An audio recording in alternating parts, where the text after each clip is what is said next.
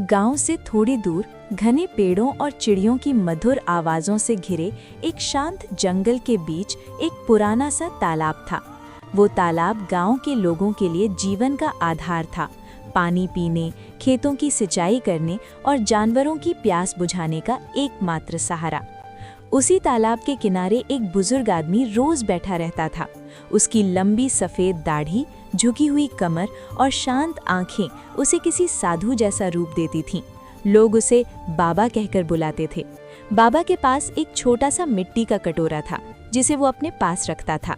हर दिन जब भी कोई राहगीर या गांव का व्यक्ति वहां से गुजरता, बाबा उनसे विनम्रता से कहते, बेटा, क्या मुझे थोड़ा सा पानी पिला दोगे? अधिकतर लोग बाबा की बात सुनकर रुक जाते, तालाब से पानी भरते और उन्हें पिला देते। कुछ लोग मुस्कुराकर उनकी सेवा करते तो कुछ बिना कुछ कहे ही मदद कर देते।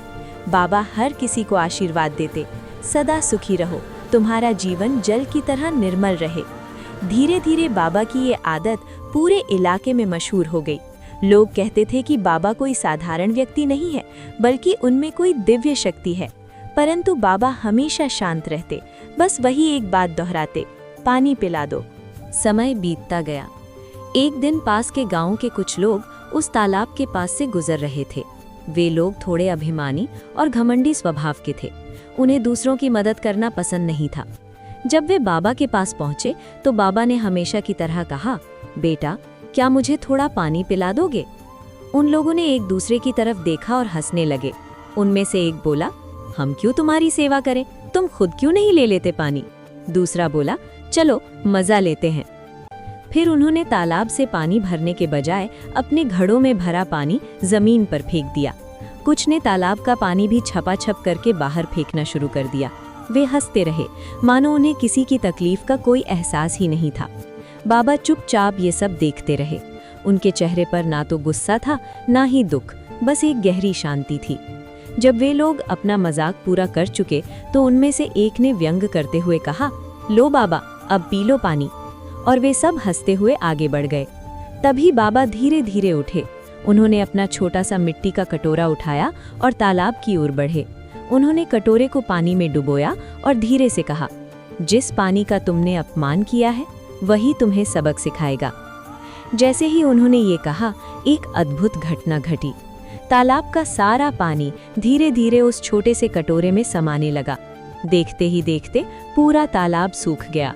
वहां केवल सूखी जमीन बची जिसमें दरारें पड़ गई थीं। बाबा वापस उसी स्थान पर आकर बैठ गए, मानो कुछ हुआ ही ना हो। उधर गांव में कुछ ही घंटों में अफरा तफरी मच गई। लोग जब पानी लेने तालाब पर पहुंचे तो उन्होंने देखा कि तालाब पूरी तरह सूख चुका है। ये कैसे हो गया? अभी तो पानी भरा था, अब हम क्या करेंगे? गांव के लोग घबराने लगे, जानवर प्यास से तड़पने लगे, खेत सूखने लगे और बच्चों के लिए पानी का संकट खड़ा हो गया। धीरे धीरे सबको याद आया कि आज कुछ लोगों ने बाबा के साथ बुरा व्यवहार किया था। गांव के बुजुर्गों ने कहा, ये कोई साधारण घटना नहीं है, ये जरूर बाबा की शक्ति का परिणाम है। तुरंत पूरे गांव के लोग बाबा के पास पहुंचे। वे सब विनम्र होकर उनके सामने खड़े हो गए। बाबा, हमें माफ कर दीजिए, एक आदमी ने कहा। हमसे बहुत बड़ी गलती हो गई, दूसरे ने सिर झुकाते हुए कहा। वही लोग जिन्होंने बाबा का अपमान किया था अब सबसे आगे खड़े थे। उनकी आंखों में पछतावा साफ दिख रहा था। बाबा, हमने आपका मजाक उड़ाया, पानी का अपमान किया, हमें माफ कर दीजिए। हमारे गांव के लोग प्यास से तड़प रहे हैं।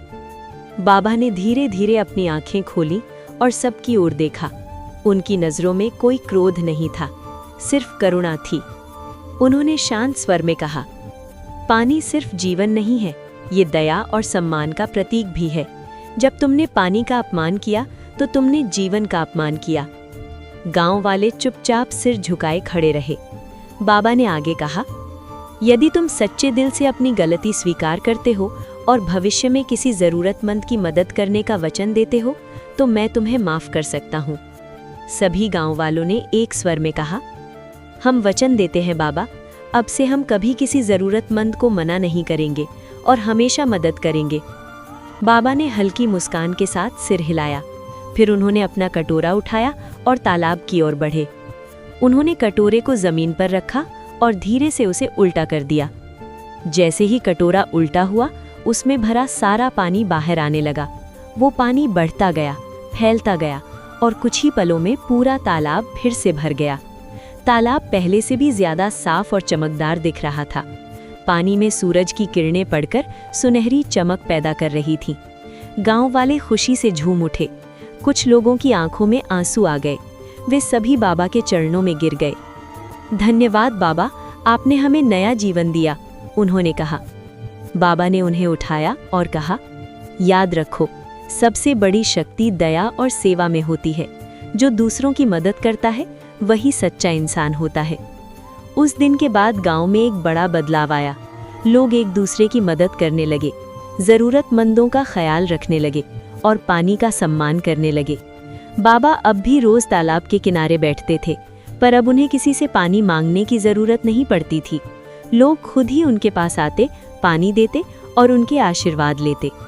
धीरे धीरे बाबा एक कहानी बन गए, एक ऐसी कहानी जो हर बच्चे को सिखाई जाती थी कि दया, सम्मान और सेवा ही जीवन की सबसे बड़ी ताकत है। और वो तालाब, वो सिर्फ पानी का स्रोत नहीं रहा, बल्कि एक सीख का प्रतीक बन गया। जो पानी का सम्मान करता है, वही जीवन का सम्मान करता है।